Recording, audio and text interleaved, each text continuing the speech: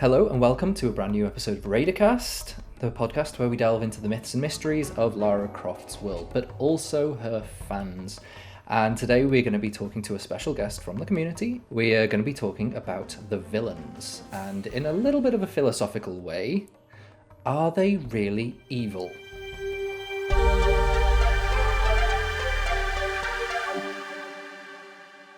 So we have picked 3 villains each, but before that, special guest, please introduce yourself and tell us how you came across Tomb Raider and Lara Croft. Tell us your Raider journey.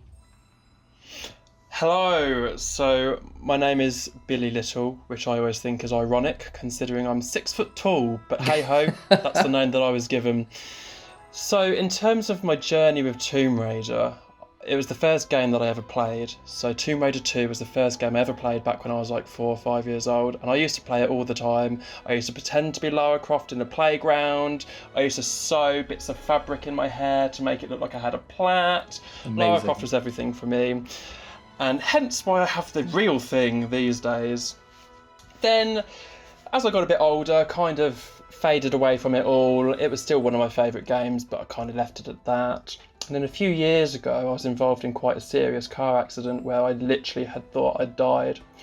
And as a result, I was left with quite bad PTSD. I couldn't sleep at night and I'd relive the memories in my dreams.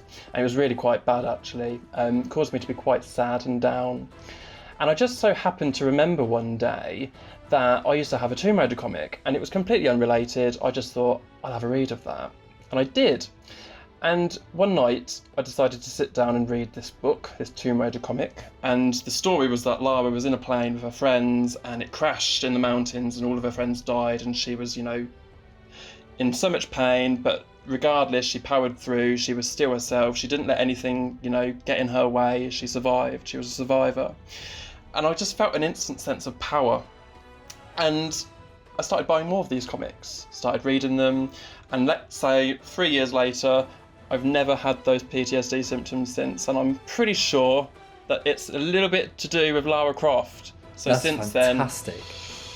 Since then I've been an absolute geek with Lara Croft, hence why my account is Geek Raider. She saved me, essentially, Chris. She saved me. That is phenomenal. What an introduction. Goodness me. And also wonderful as well, because we've never had anyone on here who's really focused on the comics and the impact that the comics have had on them as well. So wow, in all regards, wow, that's amazing. Big fan of the comics. I think I'm at about 187 of them now, with all the variants. That's my thing. But that's so cool. Well, it helped me get through a very difficult time. So Lara Croft, I owe you a coffee.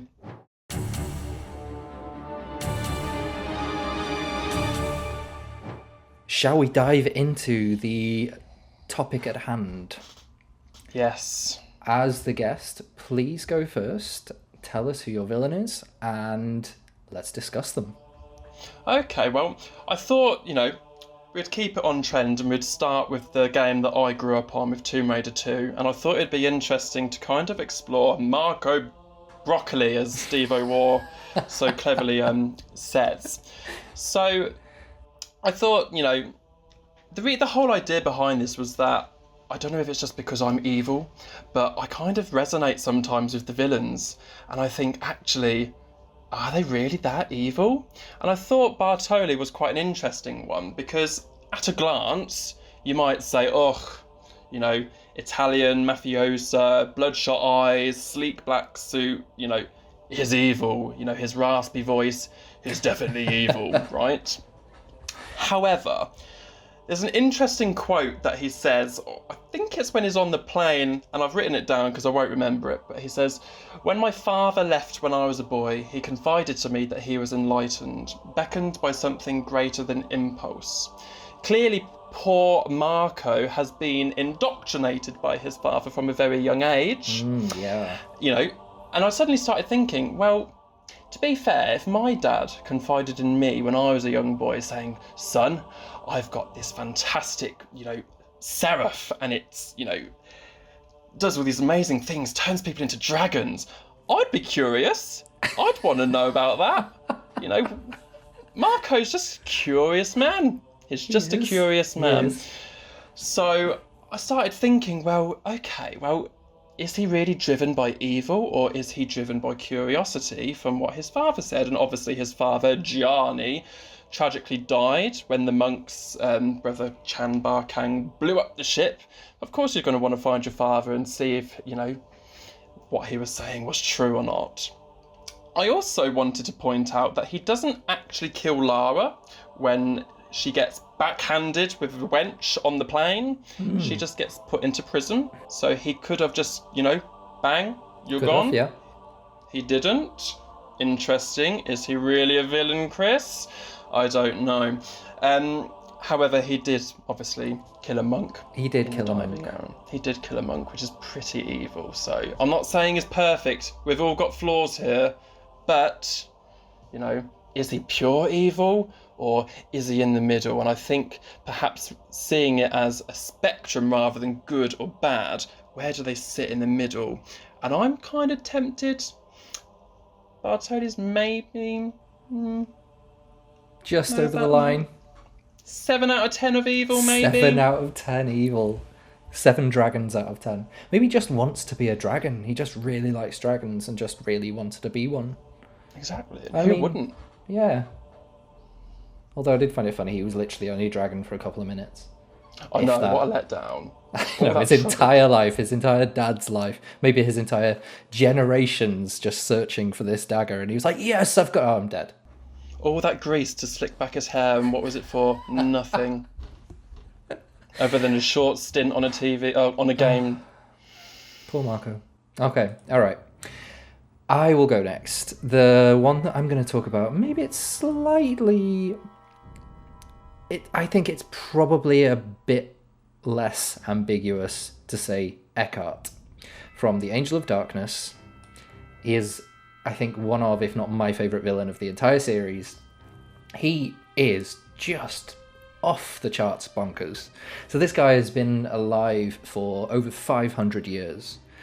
Using alchemy, he's a practitioner of the dark arts from, as I was saying, the 15th century. Very diabolical type, very sort of anti-Christian back then. And all of these, you had the Lux Veritatis warriors of light, basically hunting him down because he was using the dark arts.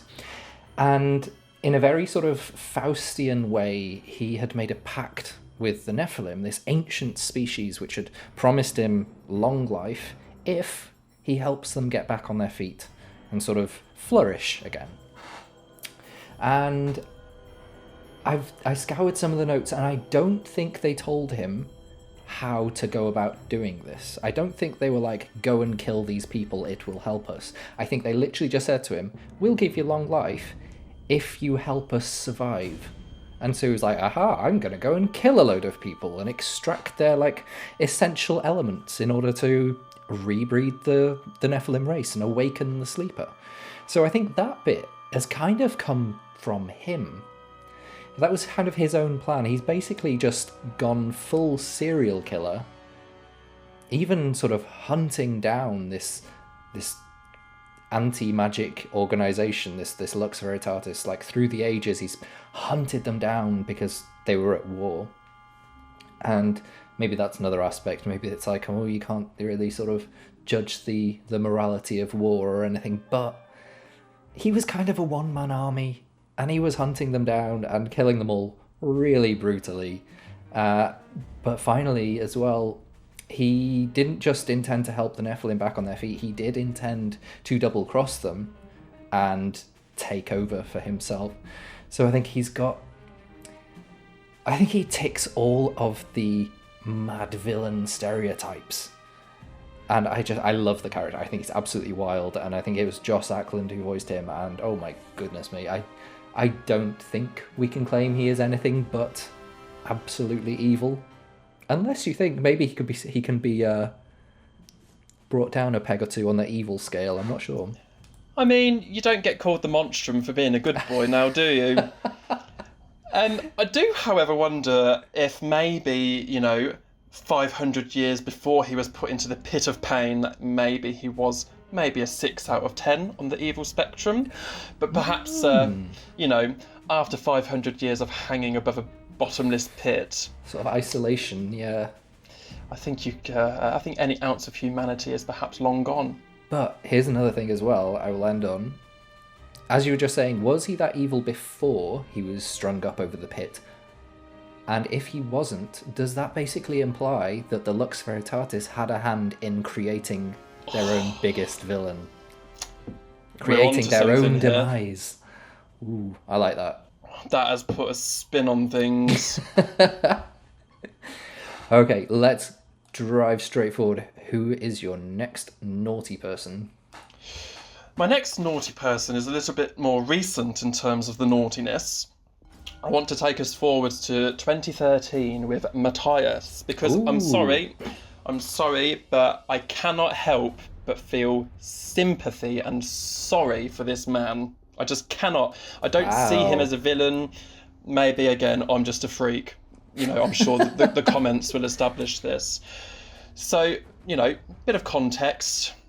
Put yourself in the poor man's shoes. You've been on a plane or a boat and all of a sudden you're stranded on this, mysterious Japanese island in the middle of nowhere. You cannot escape. You've got loved ones at home. You're so desperate to see them. And then you suddenly get told by this mysterious, Japanese god, find me a soul and you will be released. You're going to do it, aren't you? Whatever it takes. You've been trapped on an island since, 1982, I think he landed in Yamatai. You're going to get a bit desperate, surely, I'm sure at the time he didn't want to go and kill people. In fact, I'd read up on it that actually he'd made a few attempts to escape peacefully. Oh. But wasn't allowed. Oh, so he's kind of at the end of his tether. Yes. So, Okay. Yes, he's evil. The things he does are evil. I'm not justifying that, but I think it's perhaps more out of desperation as opposed to pure evilness. So are we thinking his end game wasn't necessarily to hurt and kill people, it was just basically to escape? That's the take that I've put on it. Maybe I'm just delusional, Chris. I don't know. I've never really. I like your idea. I like it. I think when I was playing it, I think the vibe I got from him was, ha ha ha, I'm going to help Himiko. But I never really sort of pieced together and then what? Are you going to stay there as her, high priest? Or are you going to just go back to, I don't know, LA or wherever you're from? I think he'd go back to a beach, sip some cocktails, sex on the beach, whatever. Yeah, hair transplant maybe, who knows? But I have got an interesting quote from him, which kind of kick-started this whole idea of are villains really villains? He says, at the end, do you think you're the hero, Lara? Everything I've done to survive. How many lives have you taken to do the same? He's literally said it himself. He's doing it to survive. Yes, okay. Now this is getting very interesting. I just got a little bit of shivers because... Now, I don't know who your final selection for a villain is. Haven't decided yet. You haven't decided? Okay, well... What you just said then, his quote, does that not really strongly echo Natla at the end of Anniversary? Search inside yourself, Lara. Your heart is as black as mine. And she also says something along the lines of, how many lives have you taken, or something in pursuit of your goals. That's a very, very similar thing. Albeit Natla's goals are slightly different. That's established who I'm going to talk about last then. All right, okay. Interesting though, Isn't it? Makes you start to think. So next one, I am going to talk about Tomb Raider Legend series Amanda Evert. Yes. Amanda, the lovely blonde who turned a little bit dark side, shall we say. And Just a smidge. I'm not going to lie, the first time I played through the 𝘬𝘬 trilogy, as it's called, I didn't really think much of her. And people are like, she's such a good villain, she's such a good villain. And I've always taken the side view of, well, is she though? And not to say that she's not a great character, but to say I don't think she's a villain. So, yes, I think she's an antagonist. I think she is set against Lara, but I don't think she is necessarily twisted evil. Because her goals, as far as we know, are to get to Avalon for reasons. It's like the sort of the old meme of, is it the underpants gnomes from South Park, when it's like, step 1, get to Avalon. Step 2, something. Step 3, profit. It's like, how? What is she going to do there? Why does she want this? So I did a little bit of digging, because her aspirations are never really explored very well. We know a little bit about her past. We know the trauma she faced in Paraíso. Was it in Peru? Yes. Trapped under the rubble. So she was trapped under the rubble. Maybe in a similar way to Eckhart, in a sort of trapped in a sort of dark, dingy environment with no means of escape. All alone, except she wasn't alone, because she had the Wraith. She had the Wraith Stone, which was arguably demonic, looked kind of demonic, and maybe that was whispering all sorts of dark things into her ear, and she sort of went a little bit off the edge with that. Who knows? But I did some more digging, and at some point, a little biography was written for Amanda. I don't know exactly where this originated from, but I've seen it in a few different places, so I assume that back in the day, Eidos or Crystal Dynamics wrote this and posted it online. And I'll read a little bit from it. On the outside, Amanda Evert was a graduate student of social anthropology. On the inside, she was an intense chronicler of the metaphysical. She believed wholeheartedly that the common notion of reality is nothing but a thin, drab layer pulled over the infinite truth of the soul. She studied every religious and mystical system in the world, past and present, and while still at university was already something of an expert on theology and mysticism. Amanda had a pet theory that fragments of a single long-forgotten mystical belief system existed within the rites and rituals of shamanism, witchcraft, and many religions. Her dream was to rediscover this supreme knowledge from the past and teach it to people so that they could gain spiritual enlightenment. None of that sounds evil to me. It doesn't, does it? Not at all. Like, she seems very sort of, I'm going to help people gain enlightenment and be better people by this sort of ancient truth. So I assume this is why she wanted to go to Avalon. Which is, it's not an evil goal. But along the way, she is pit against Lara.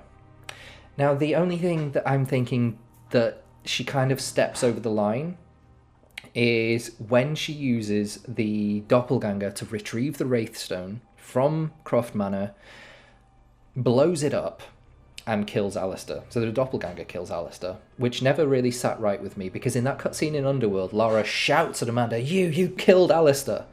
And she's like, I got what I wanted.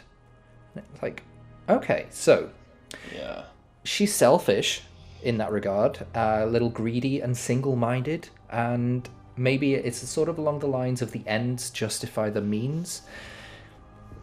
But I don't know if she goes...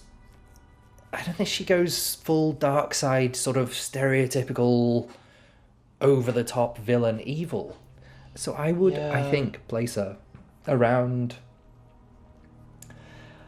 4 out of 10 on the villain scale, personally. I think I agree with you as well, because, I mean, well, for a start, Lara didn't seem to care that much when Alistair died.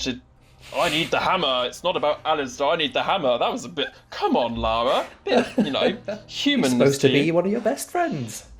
But also, I agree with you that it's probably a 4 out of 10, because also, she probably felt betrayed.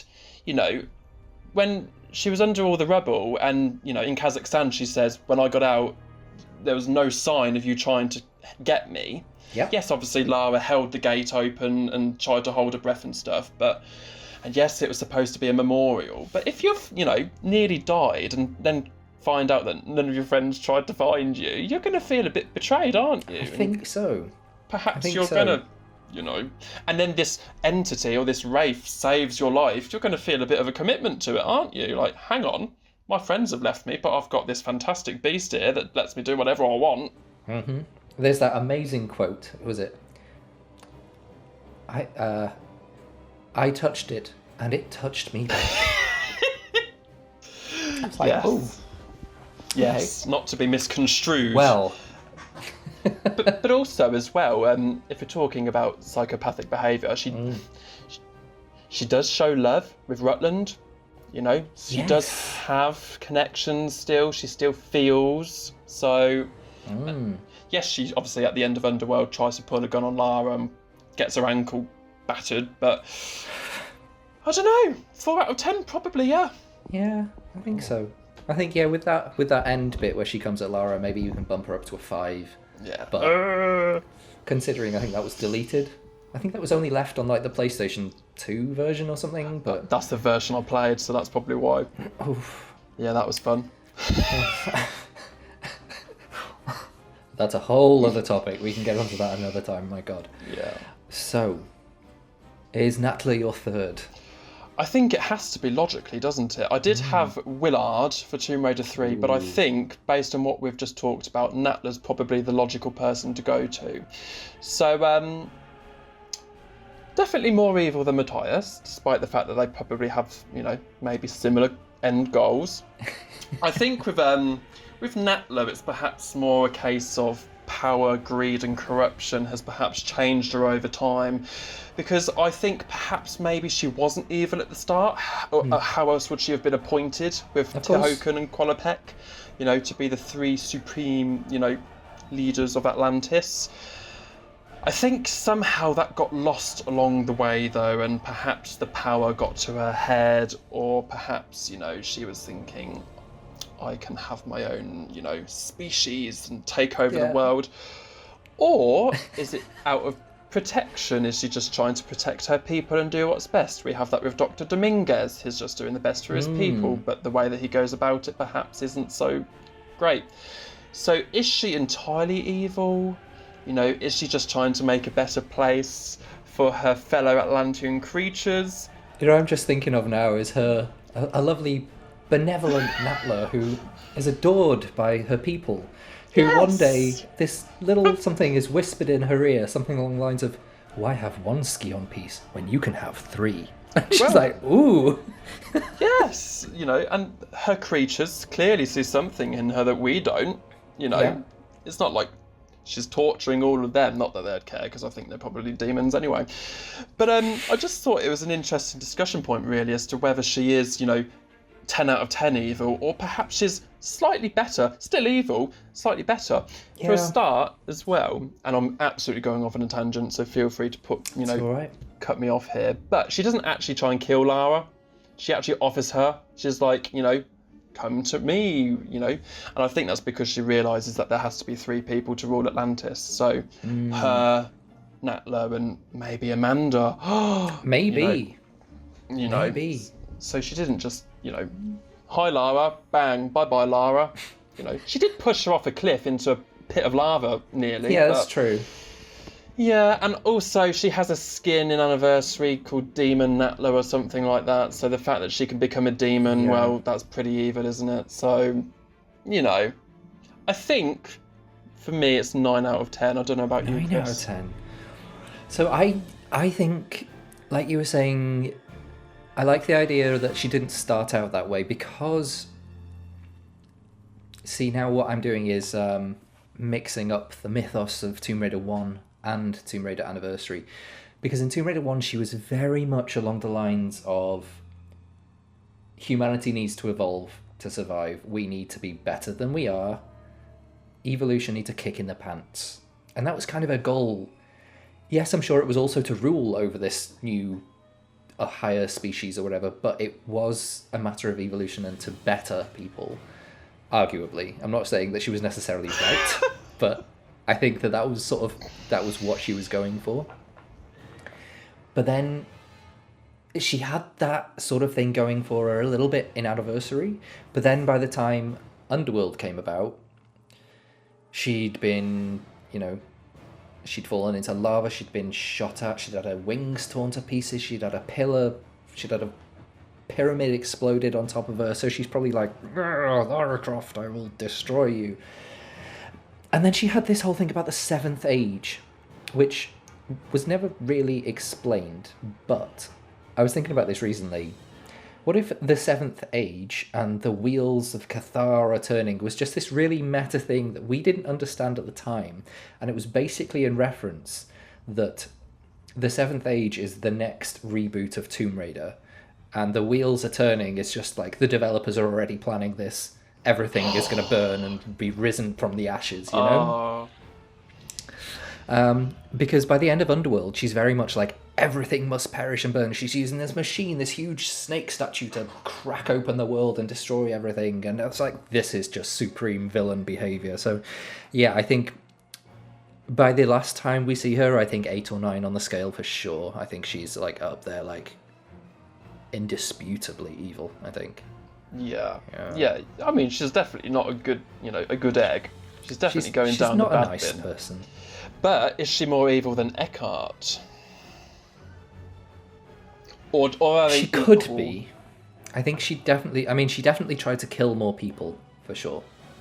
So, in that regards, yeah, in terms of she was trying to kill everyone, and he was, I don't know, he probably killed less than 100 people, maybe? I don't know how many people he killed in the past. Probably, I wouldn't be surprised if it's been going on since, Yeah, over the years. Yeah. Yeah, you don't really get the Monstrum nickname for just killing 2 or 3 people, I guess. He's like a butcher. Of course not. Maybe the real villain actually is Bernard. Go away, I'm busy. Because that has stuck with me since I've been a child, and I can never get it out of my head. Whenever somebody comes up to me, that's just instantly what I want to say, and it tortures me inside, Chris. I think he's the real villain. I'm never going to be able to see that part of the game any other way again. He's just like plotting evil things. Right, so for my final villain, I am going to also dive into Tomb Raider 2013, and I'm going to talk a little bit about Himiko. Who I think I underrated her as a character, because Himiko is effectively the artifact of Tomb Raider 2013. Because what do we know about her? So she was known to be this sort of ruthless, overbearing ruler of Yamatai, this island off the coast of Japan, and she was apparently able to communicate with the spirit world and control the elements. So the controlling the elements thing definitely ties into the storms over Yamatai. And she was worshipped by some subjects on the island, and I think the term worshipped and subjects kind of tells you a little bit about her character, maybe. Not that she was revered in a sort of revered by her followers. She had subjects, so it's something that it's people who are beneath you, you know? And it said that Himiko was the only ruler to ever rule over Yamatai because of, her little magic secret trick. She was effectively, in that regard, a bit of a dictator. And I don't think dictators are ever really that nice. I don't think it can ever really be said.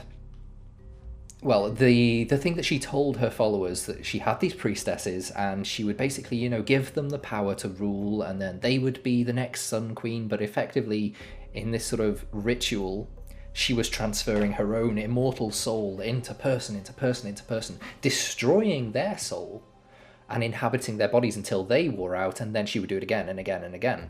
So she wanted to live forever, which is not an evil goal per se, but she was basically killing people to achieve that goal. Their physical form would live on, but she was killing them in a different way. Yeah. Which is not something that Tomb Raider had ever delved into before, and I think it was very interesting, because the old series, it had its supernatural thing, but I think they never really went for that, other than with maybe the sort of things that Eckhart could do. I think there was like this unwritten rule that there is no magic in Tomb Raider. There's only Atlantean technology and like science that we don't understand. Yeah. And maybe they were trying to go for that with Tomb Raider 13's Survivor trilogy, But I think that the fact that they immediately went for the concept of the immortal soul kind of overwrites that, because if Lara has proven that that exists, that's not technology, that's spirituality, that is magic, effectively. So when the spirit of Himiko was eventually trapped in the previous sort of half-dead Sun Queen, all of these storms happened. She became consumed with rage and trapping people. And I think then, kind of along the same way that Matthias started out as a regular person who was then trapped and would do anything to escape by any means necessary, I think Himiko probably also went along that same journey, that she became trapped in this previous broken physical vessel, but would do anything to escape and force people to do like nasty evil stuff in order to help her.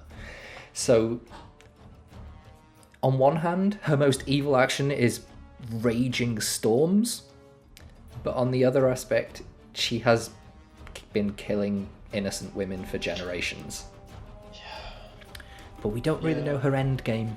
Was it just to rule? To live forever? I mean, if you had the opportunity to live forever, don't know about you, but I wouldn't mind popping up a few heads to get there along the way. Maybe you were the real villain all along. Oh my god, could you imagine? Actually, okay, right, if we're going to say who's the real villain here, I think the real villain here, and I'm not even afraid to say it, I think the real villain's Lara Croft. Is she the real villain? Yes, okay, let's do this. It's a natural flow to this topic. I think so. She is not a nice person. I know there are people who see her as having heroic qualities, and I think, yes, she does have heroic qualities, but she is very gung-ho and trigger-happy, and she has done very, very, very, very questionable things. Which is great. She makes for such a compelling, awesome character. I'm not saying she's lovely. I'm saying she's pretty horrible sometimes. But wow, yes. Sometimes it's just fun to play the anti-hero though, isn't it? Right? Like, come on. We don't need fairies every time we're playing a video game. We want some ruthless woman who's going to do whatever it takes to get what she wants, and no one's going to tell her otherwise, and I'm here for it. Yeah. I'm here for it.